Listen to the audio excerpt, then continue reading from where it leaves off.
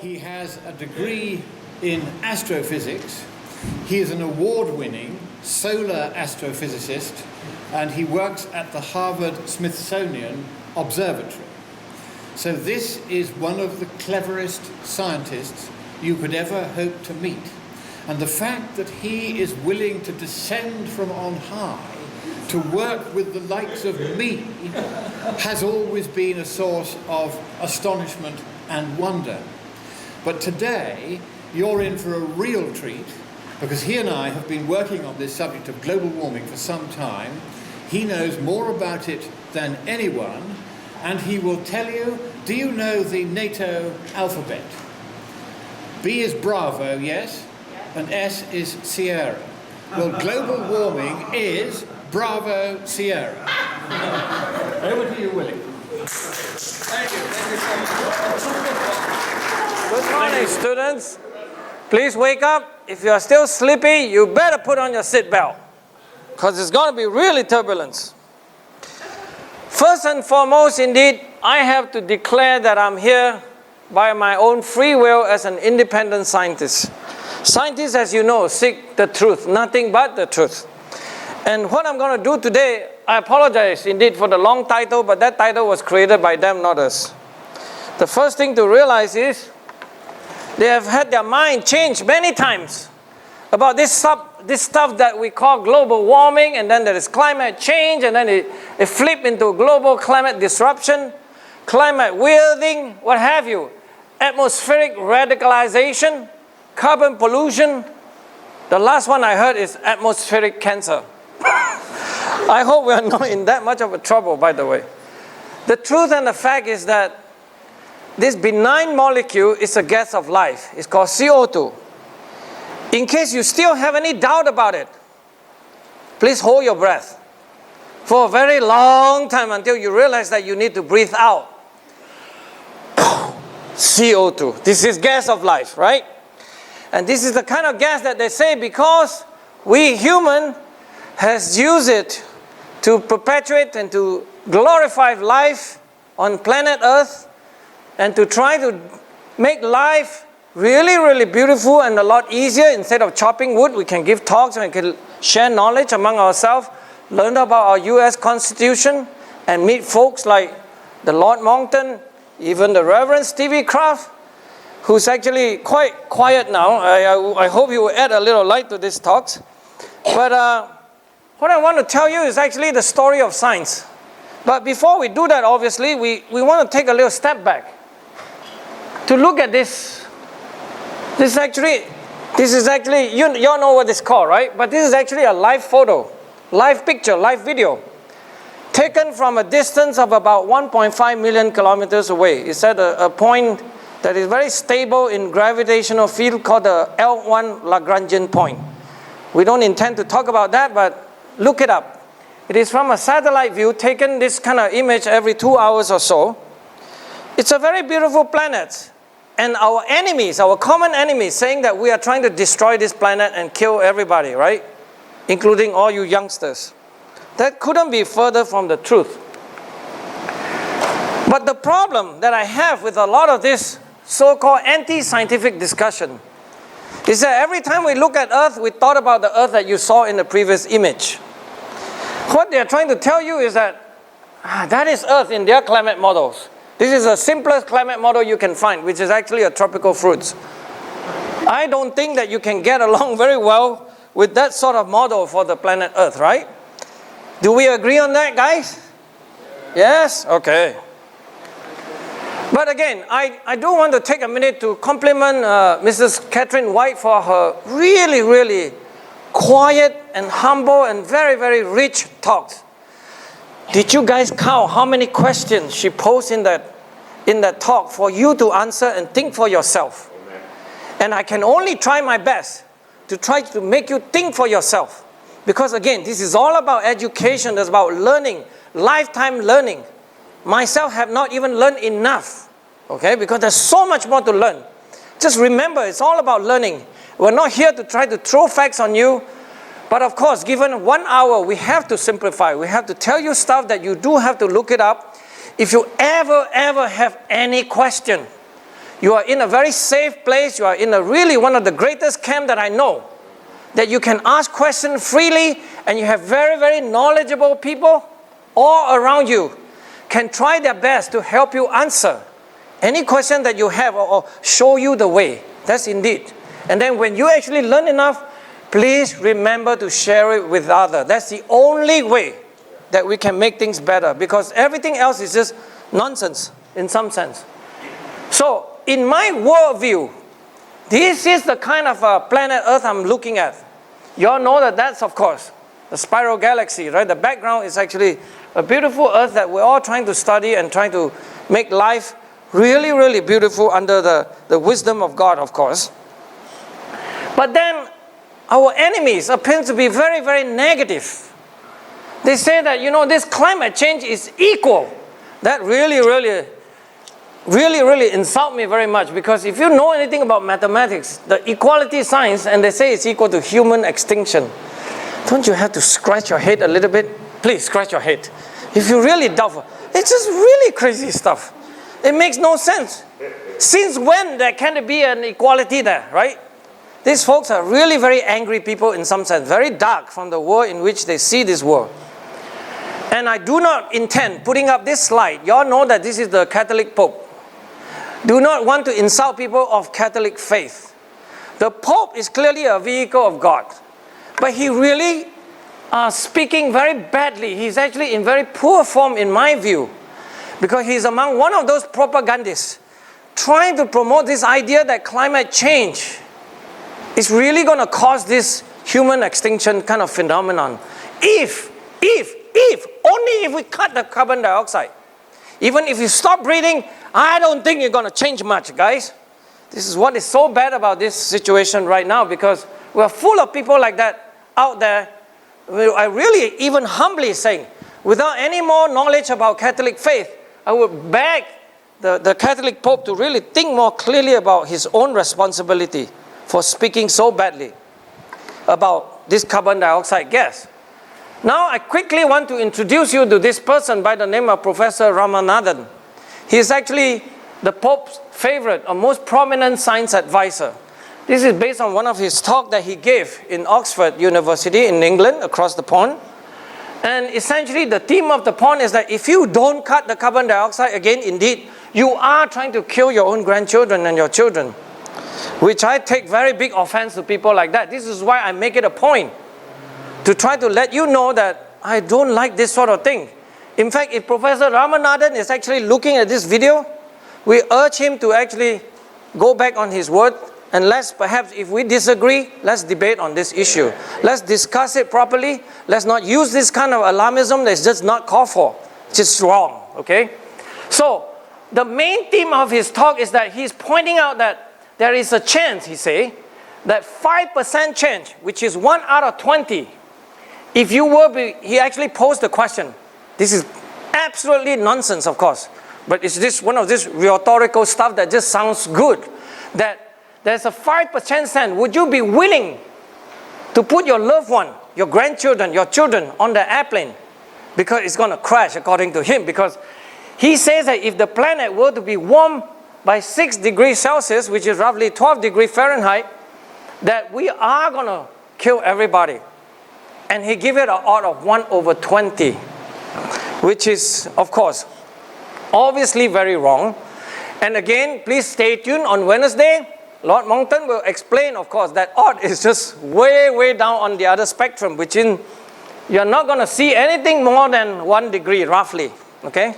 That's basically the conclusion after decades of messing or of studying these issues, that we finally came to the realization what was actually wrong about their argument scientifically and mathematically. So the great professor put up a picture of his own grandchildren. He clearly believes in this, okay? But I also do not want to speak ill of him, but I find that his form is very poor to try to create that kind of alarmism, including using his own grandchildren for that. But I'm back to differ. The odds of actually dying in an airplane crash, the latest statistics tell you is 1 out of 11 million, not 1 out of 20. If you are a man of science, I think you ought to be a lot careful with your numbers. Because numbers is everything, okay? This is part of the problem in this anti-science education that they're trying to sell you. They tell you it's dangerous, but they never tell you how dangerous. What is the odd? They tell you it's hot. They never tell you the temperature. Later, I'll show you an example. They tell you sea level going to rise, but they didn't tell you it's going to be 4 inches out of 100 years, which is my next talk. I'll tell you, 4 inches out of 100 years. If you don't know how to move back, then you deserve to die, according to one comedian.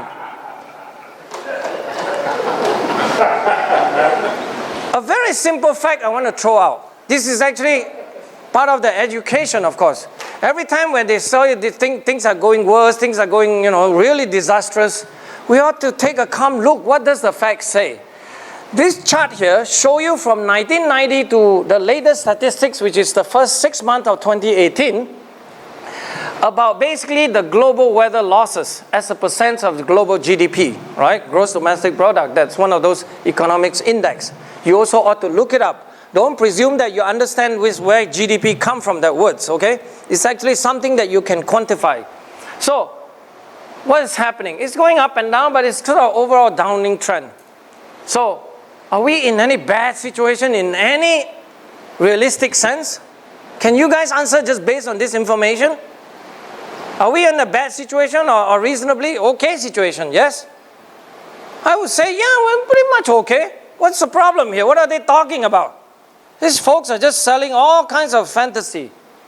So be careful, of course. You might see one of those Sharknado cloud on the sky. This is obviously a cartoon. It's from the Onions, by the way.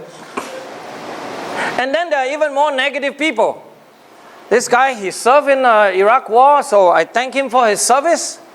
But he's using part of his personal journey, and I would say a bit of a psychological psychosis, trying to create things like that we are doomed now, and even making that kind of statement, which I felt very bad for his own daughter, who says that he's a mistake having his own daughter in the first place.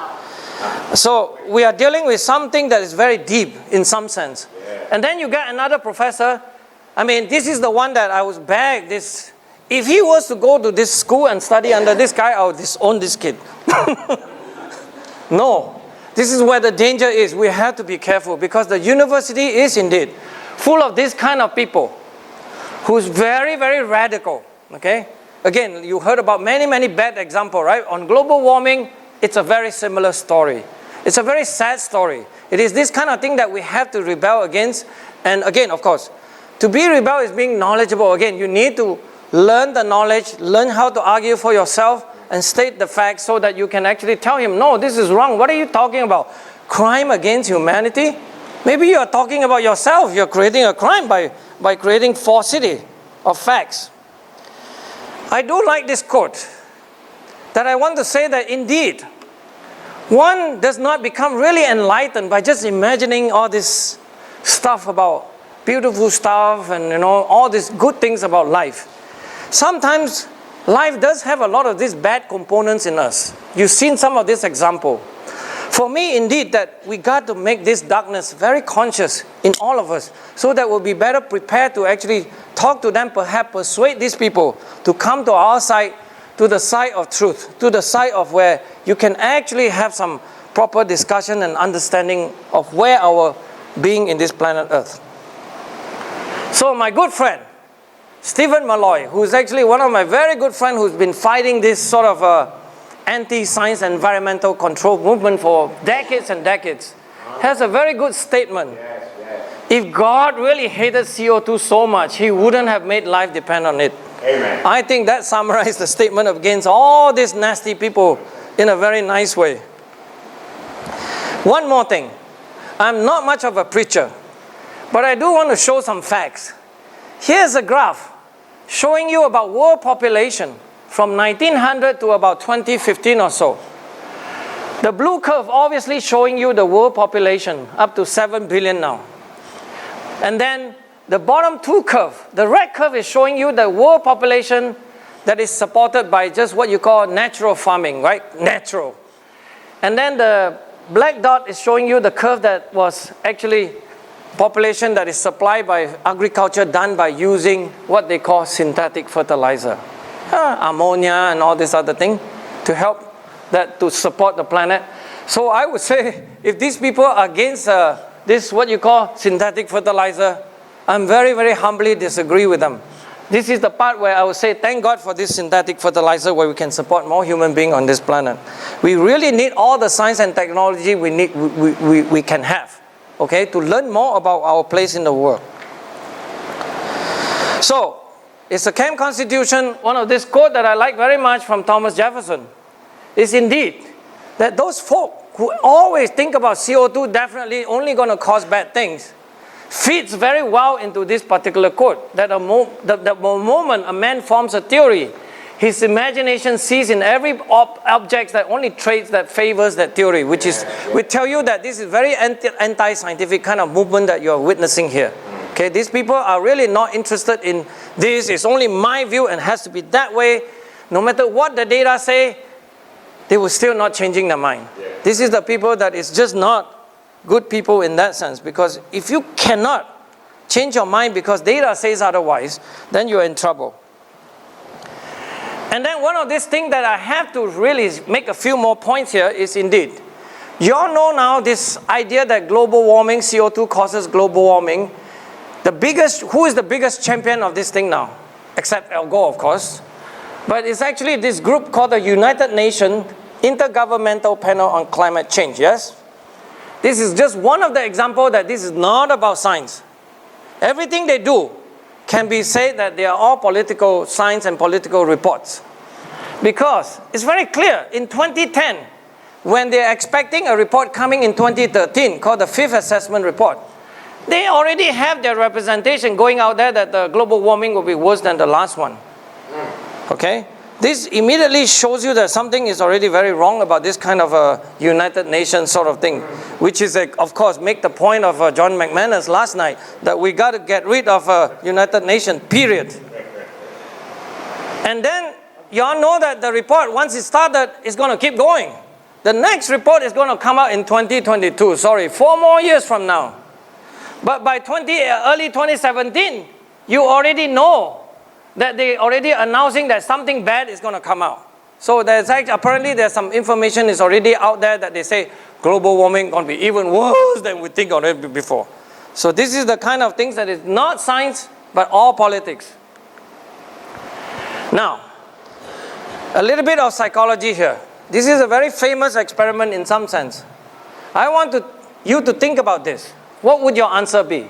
If I tell you a bat and a ball cost $1 in total, and the bat costs $1 more than the ball, how much does the ball cost? Reverend, what do you think? 10 cents? What do you say? I pass on that one. You pass on that? Anybody want to make a guess? Not you. You're too smart. Go. 5 cents. He's the smart guy, right? By the way, majority of the MIT graduates and Harvard students answer 10 cents. Because that's the reactionary kind of response. If you answer 10 cents, you know that you only get half of the answer, half of the question correct, right? Because $1 plus 10 cents, you got $1.10. That's true. But if it's $1 minus 10 cents, you got 90 cents. That's not the second one, which is $1 more than the ball. 5 cents is the correct answer because you have probably heard of this before, right? Because you already say, right? If you have $1.10 minus 5 cents, $1.10 minus, if you have 5 cents, let me see, how does it go? I got myself tangled now. But anyway. 5 cents and $1, 5 cents. Yeah, that's right. Good, thank you.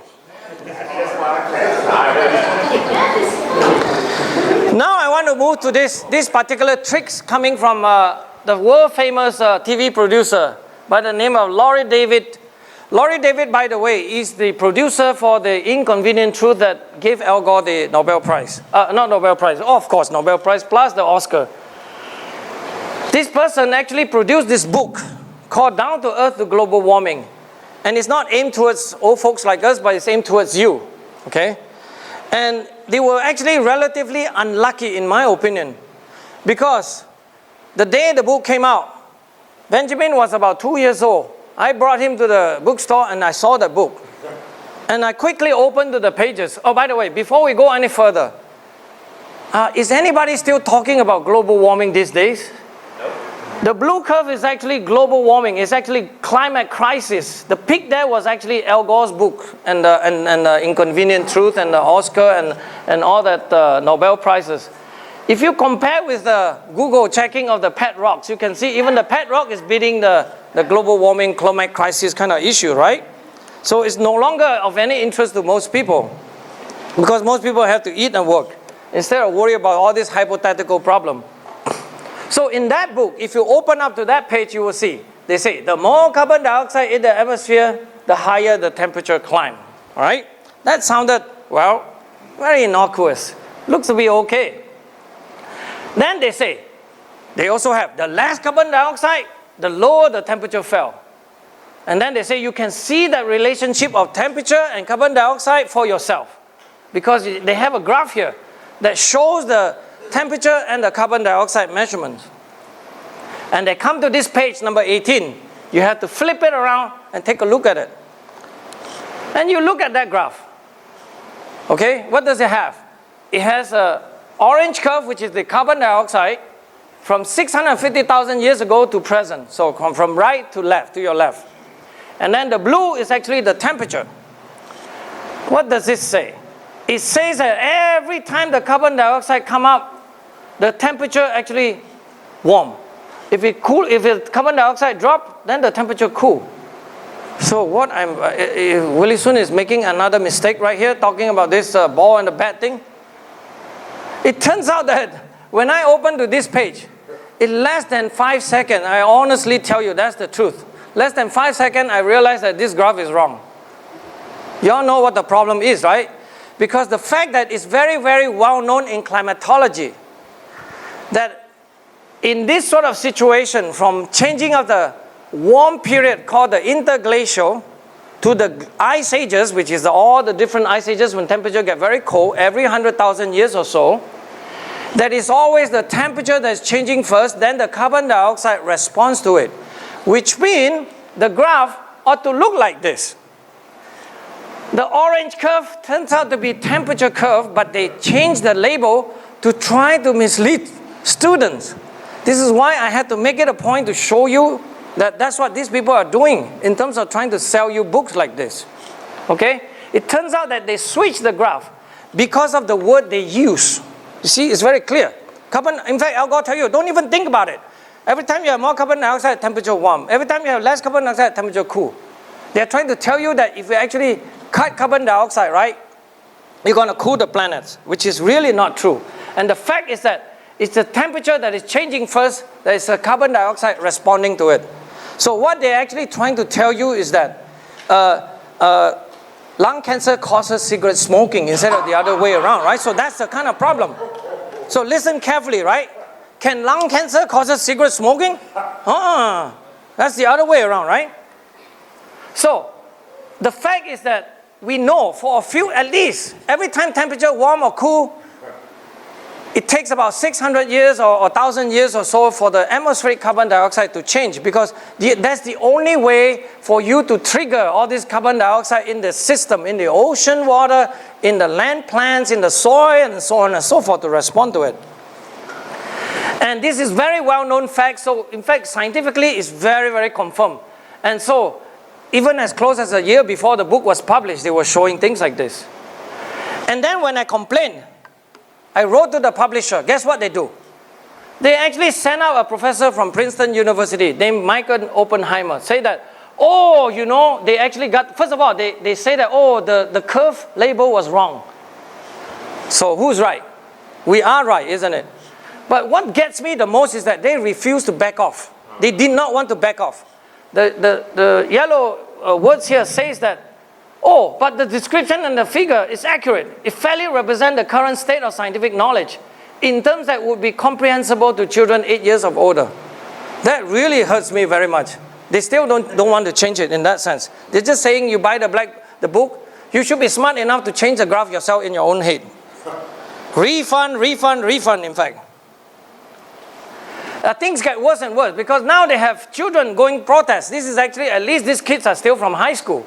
This is the latest progress in New York City or Washington, D.C., one of those things, about carbon dioxide killing us. But apparently this kid claimed that they learned climate change from reading Arthur and the Magic School Bus children book, right? You all heard about Arthur's and the Magic School Bus, right? And then it gets even worse. Parents are very proud to bring their 1 year old and say that this is not the first time that the 1 year old went to a protest, right? It's really a sad situation. I'm not going to comment about that, of course, but I tell you, please, come to our way because that's bad.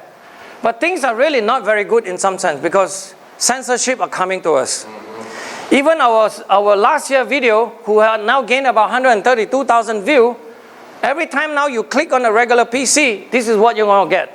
They're going to put on something called global warming because they are afraid me of contaminating you and not telling you all the lies that you would not hear their message. So they want you to click on Wikipedia to study Wikipedia. By the way, if you all think that Wikipedia can give you some factual information on Constitution or on climate science and on all these other issues, Agenda 21, what have you, I think you are very mistaken. Please look carefully. These are very dangerous movements. In fact, I just heard on the radio they shut down Alex Jones' video, whatever, all of these things. It's just really terrible. So very quickly, we're going to talk about why fossil fuel is so important for life. Yes? The first thing, you all know. Oh, by the way, please remember, are they really care so much about you that they cover the carbon dioxide, they want to save the children and feed the polar bear and all that thing? No. They actually want to tax the air. Carbon dioxide. They want to tax this air that actually you're breathing out. And it's very clear because you can see all this kind of quote from them. From one of this big IPCC working group chairman who say that must say that we're clearly trying to distribute the world wealth by climate policy. So think about it for a minute, right? This is the guy running IPCC who actually claimed that CO2 is dangerous, but then their purpose is not, by the way, even if you do whatever the IPCC say, by the way, you're not going to change the climate because we really found out that carbon dioxide is not a very major control knob of the climate system. The only important control knob is the sun, as you will see near the end of the talk. But it's very clear that they're actually saying that it's a big mistake to talk about climate policy separate from the theme of globalization. Yeah. So this is part of the theme you heard from McManus and Monckton and so on and so forth, right? And it's true, these people are really some sort of a world governance kind of people trying to put down all this fake news on you. And think about tax for a minute. This is the chart that I like very much. It shows you that the percentage of the income from people that make only 20,000 to people that make 120,000 or more. The portion that you use in terms of percentage for electricity, which actually the main cause of your life, right? Or heating your house and gasoline for driving, is very large proportion is on the poor people, up to 40% if you make only low income. Most of your money going to be spent on that. If they were to put a tax on that, guess who is benefiting or who is not benefiting, right? It's actually accusing, a punishment for people being poor, actually. That's the problem. Here's one of the best example, actually, live example. You all know already. On the left is Haiti, on the right is Dominican Republic. Can you guess? Please, somebody guess. Which one is the one that uses fossil fuel? Which is the one that's chopping down all the trees? For wood, for anything. It's very, very clear. We need fossil fuel, all we need to use it. Here's another fact. If you plot energy use in terms of oil equivalent per capita and then plot life expectancy, the more energy you use in this fossil fuel form, it clearly life expectancy improve. Our lives improve because of that. That's really necessity of life. And there is a statement that says that you cannot tax the poor, let's tax the butterfly, because the accusation is that the butterfly, because they flap the wing, they causes chaos in the climate system and it's going to cause trouble. This is one of the stuff that Lord Monckton can also explain to you. But we're not going to discuss that today. Another thing, childhood mortality. Look at that. From 1960 until now, it keeps decreasing. That's a good thing, isn't it? It's a good thing, right? Because guess where it came about? It came about because we use fossil fuel.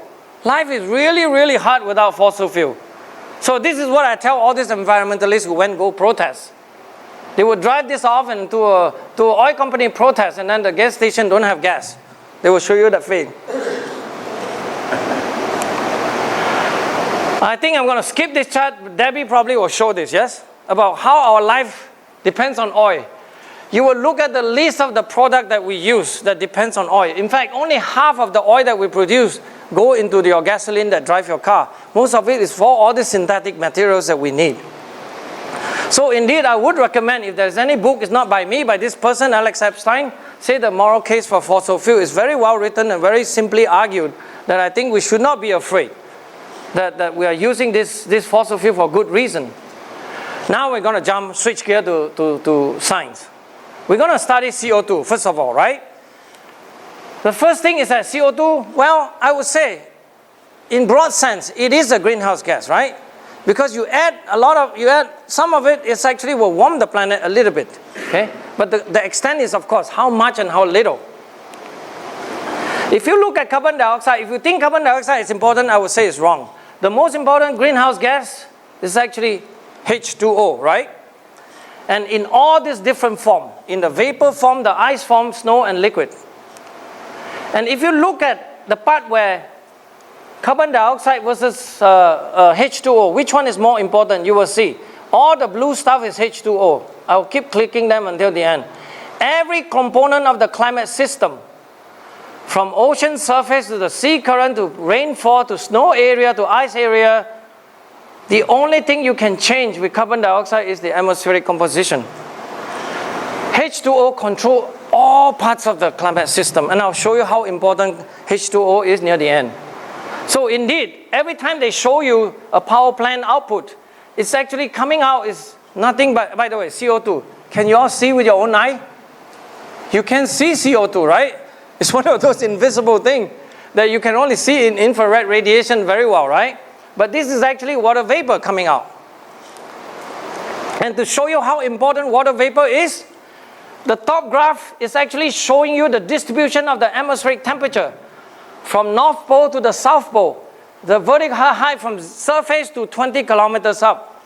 And the bottom is to show you the water vapor distribution. What this shows, see, the more water vapor you have, indeed, you have warmer temperature.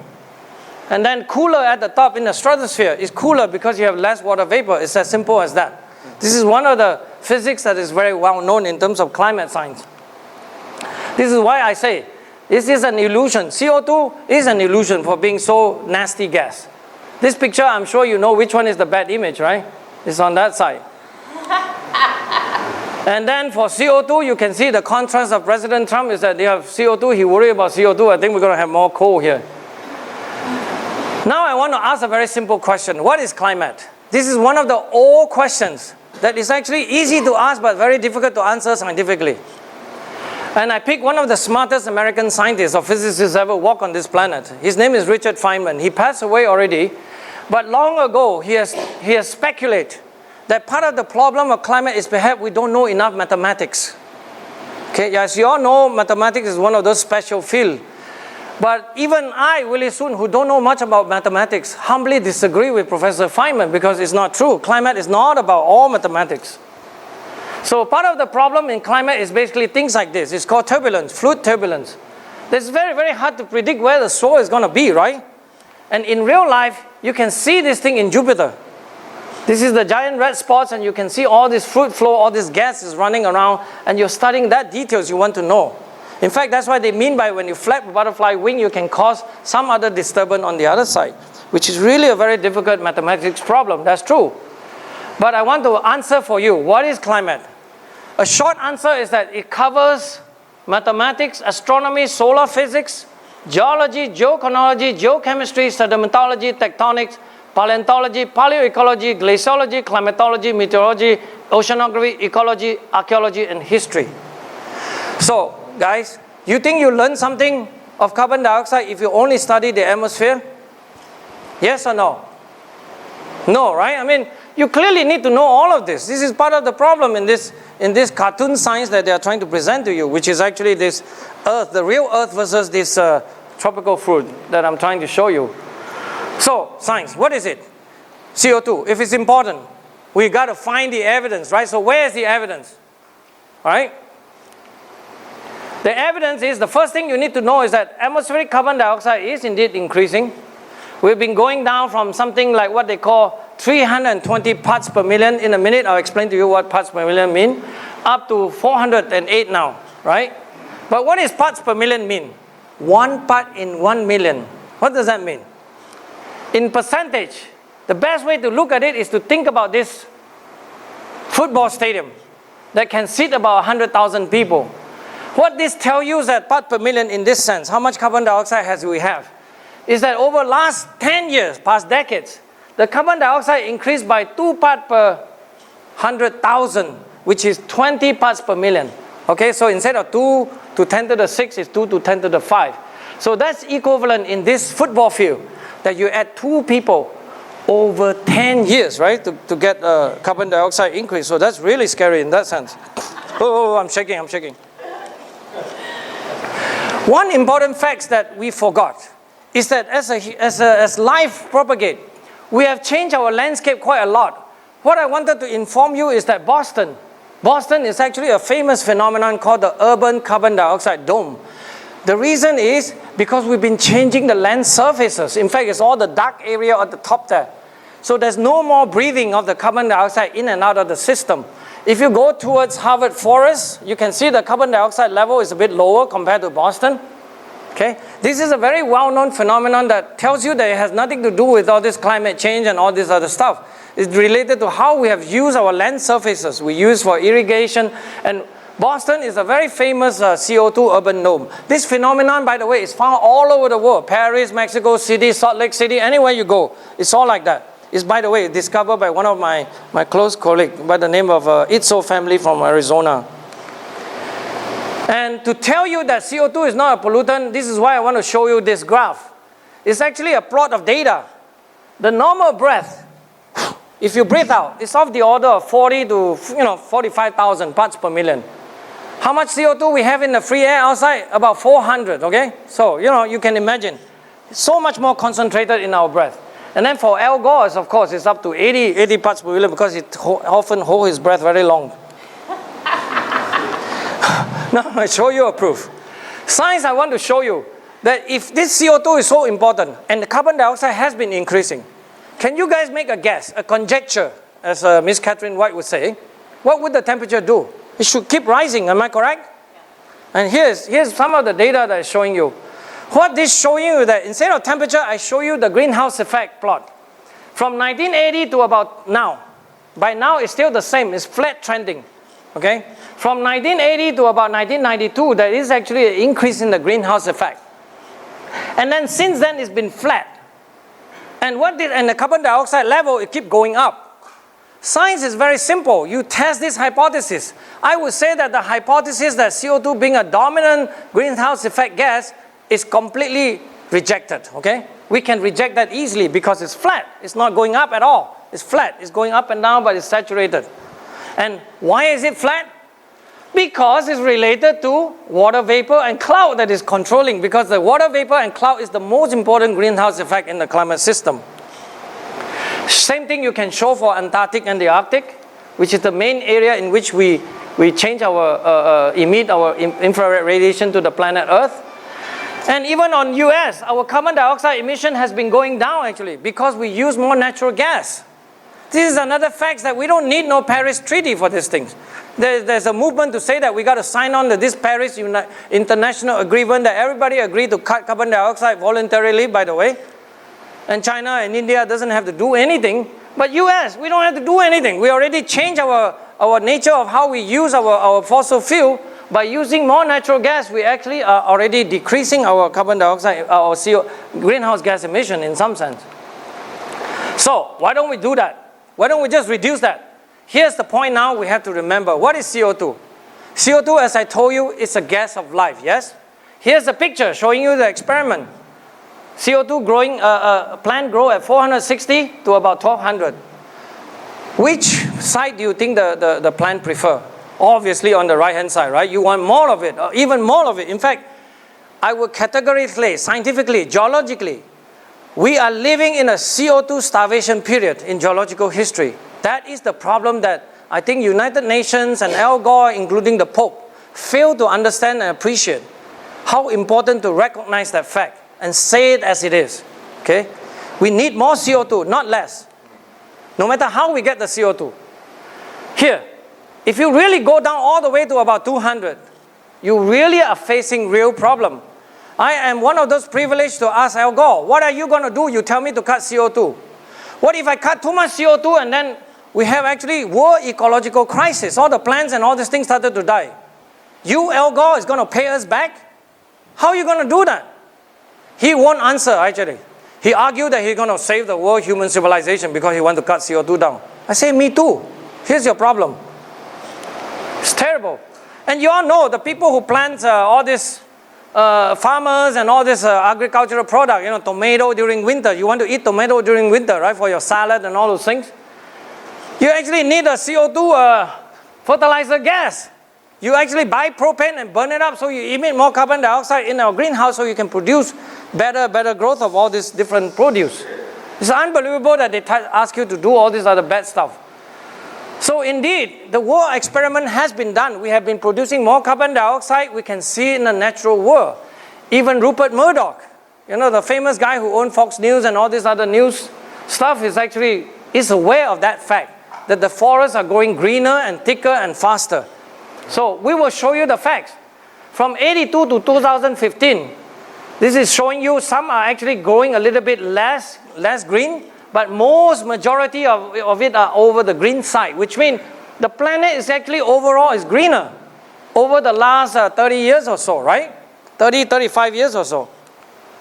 And not only that, the more carbon dioxide, another important fact that you always have to remember, the more carbon dioxide is not only making the planet greener, it makes the plant use water more efficiently. So you require less water to produce the same amount of food per acreage, right? That's a very wonderful thing.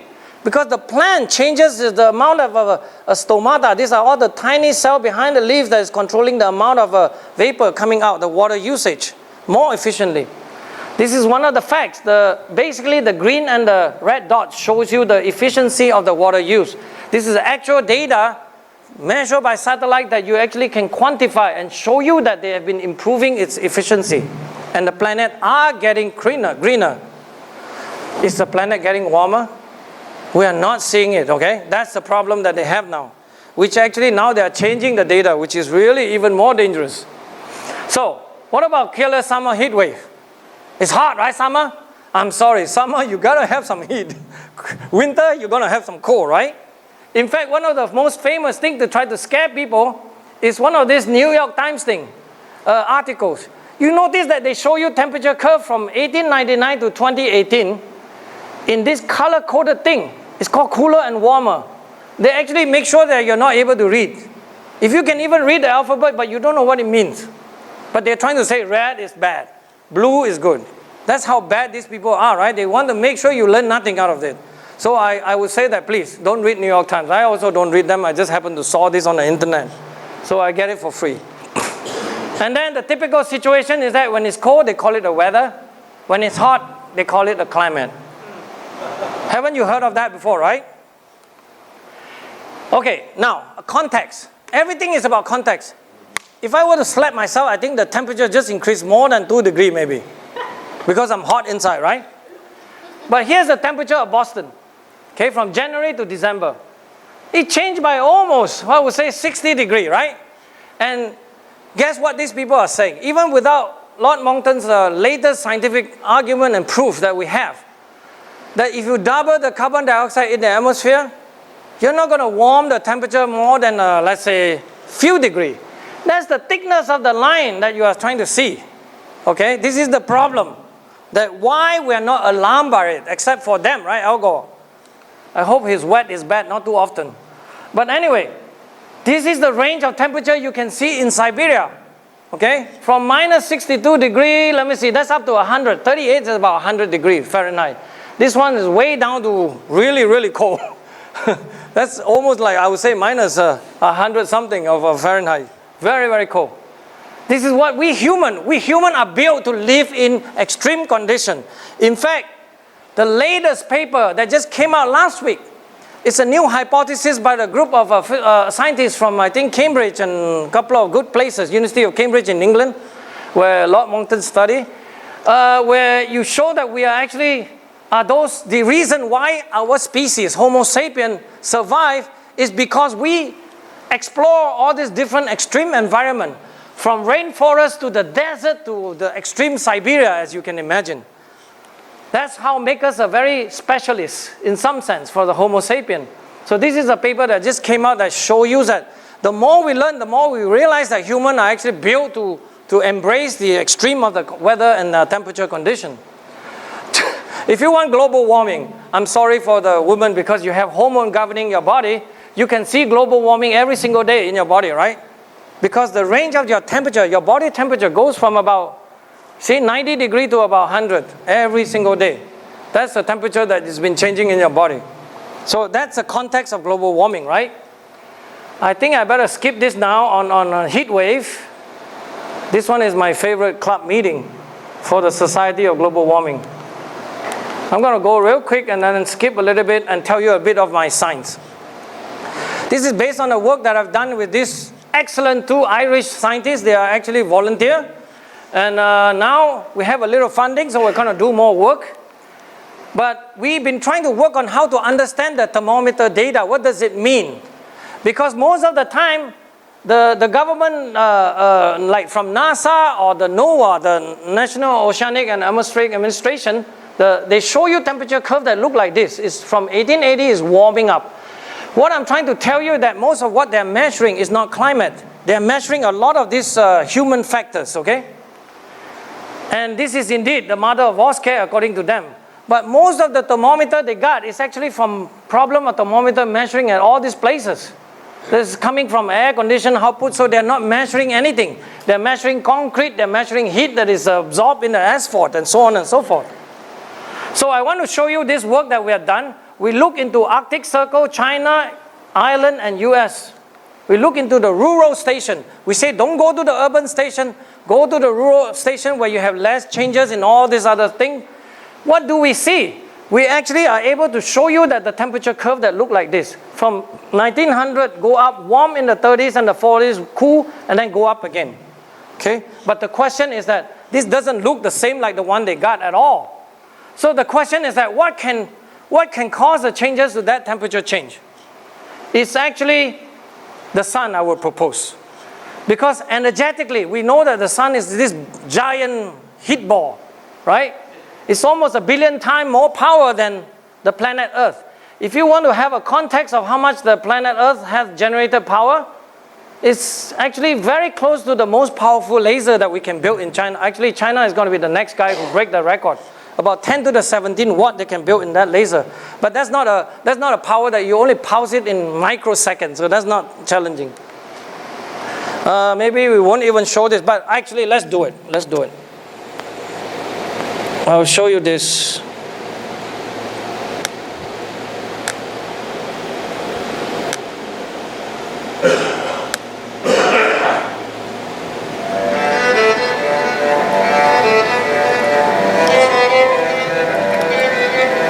Is to show you the power of the sun, but to show you the nature of sunspot and the sun's magnetism, which is something that I study for at least as long as I know. It's a very, very difficult problem, but we really want to understand what the sun can do and actually can provide to the Earth and all the interplanetary system.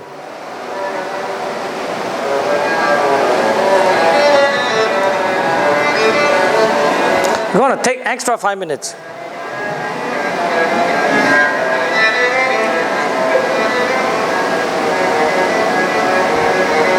This is actually showing you where the sun is a boiling porridge in some sense. It's very boiling, and in all these tiny little things is all because of the internal heat that is, deep inside the sun is 10 million degrees. Okay, it's that hot.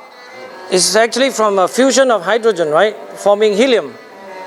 The pressure is so strong. That's the only place that you can see such condition. We still cannot create it in a laboratory, really. Not successfully. So this is the natural laboratory in some sense. Well, the way to explain that curve is actually the sun. We actually plotted the estimate of the sun radiation output from about 1800 to now, that it's actually showing you that the fit is pretty well, right? That's a paper that we published in 2013. And you can ask yourself, what happened to USA? USA, you can more or less see the same thing. Maybe the sun really like America in some sense. But then, in science, they say, that's statistical correlation. That doesn't mean anything. It's a bit like plotting temperature versus the US postal charges, right? From about 1900, it was only a few cents, and then now up to almost 40 cents and 45 cents. That's really not a scientific thing at all. Another way to look at it is that, in fact, with that one formula, I think Lord Monckton will like this. With one formula, you can plot an elephant. Okay, so are we looking for the statistical elephant, or we want to learn about science and physics? I'm a person that built from physics, so we have to explain to you, of course. It's a bit like saying, oh, the sun comes out every morning when I wake up, so it must be the reason that the sun rises, right? So that's a wrong argument. So that's another one of the lessons for the student, right? You never argue that way. It's interesting because the topic is complex, but you want to know why. Part of the thing that makes me excited is that you can keep coming up with the argument, the physical data to show why. So one of the data that I was able to check and find out is, indeed, the reason why that you can have that close relationship is because every time you warm the planet, the sun radiation change, it actually evaporated more water vapor into the atmosphere, and that's about it. As simple as that. That's the data, which is the blue curve versus the red curve. It's that simple. You have more water vapor, you created more of the greenhouse effect. It's as simple as that. In fact, I'm so appalled. Why is it so simple, and why these IPCC people are not talking about that? 5 more minutes, almost finished. I finished with the stuff about other proof. How do we really know if it really affects the Earth? Can you guys ask the question, we're living in a solar system, am I right? Should we find evidence in all these other planets? I think if I show you that, then I'll finish, right? Please. A little bit more, because these are all interesting ideas to test. And I'm just showing you some of the work in progress. In fact, in 2007, we have already found evidence that you have similar situation in Mars, Jupiter, Neptune, and all that, and so on and so forth. And I want to show you something about Mars. We actually have information on Mars. Here you show the difference between 1976 and 78 versus 1999 to 2000. 76 to 78, I guess most of you were not born there yet, but we actually landed a Viking probe there. We were able to map the planetary albedo. And then 1999 to 2000, we went back there again, we mapped the albedo again, we studied the difference. The difference is that over this time period, we actually can show that the temperature will warmer now, because essentially they are less reflective. So there are more radiation stay on the Mars surface, so it warms it up during that period from 76 to 2000. And then you all know that from about 2000, it started to go flat, right? Because you have a period in which you do see warming. That's true. That's Mars. You can show the evidence. But for the hiatus, can we see it? Actually, I cannot say that we can see it. Remember this curve that I show you? The 76 to 2000 is roughly correct. Okay, it's warming if you plot the two curves. You can see that by even looking at Jupiter red spots, the size of it has been shrinking over time from 95 to 2009 to 2014. Okay? In fact, there's even more latest one just came out. It's actually, this one is on the polar vortex wind in Saturn. That's showing you that 2018 is 2017. The blue one is actually slowing down from 2008. So the thing has been slowing down. Let me finish all of this. I think one thing that I want to make conclusion is this. So the question is, CO2 is really a big player in the climate system, right? I hope you are slightly convinced. But to say that if you change carbon dioxide up and down and you can warm and cool the globe, I think that proposition is just an illusion. This is what I mean by that. It's really that untrue.